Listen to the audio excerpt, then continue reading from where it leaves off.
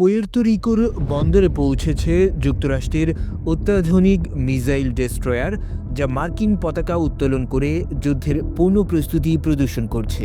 Washington নিয়মিত ক্যারিবীয় দ্বীপগুলোতে বিভিন্ন যুদ্ধাস্ত্র মোতায়েন করছে, যার মধ্যে রয়েছে পরমাণু শক্তিচালিত সাবমেরিন, পঞ্চম প্রজন্মের ফাইটার জেট এবং প্রায় 15,000 মার্কিন সেনা।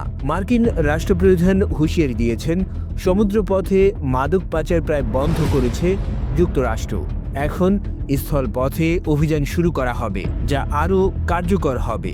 অন্যদিকে ভেনেজুয়েলার প্রেসিডেন্ট নিকোলাস মাদুরো স্পষ্ট বার্তা দিয়েছেন যে দেশের সাগর, আকাশ ও ইতিহাস রক্ষায় তারা দৃঢ় প্রতিজ্ঞ এবং যে কোনো বিদেশি হুমকি রুখতে প্রস্তুত।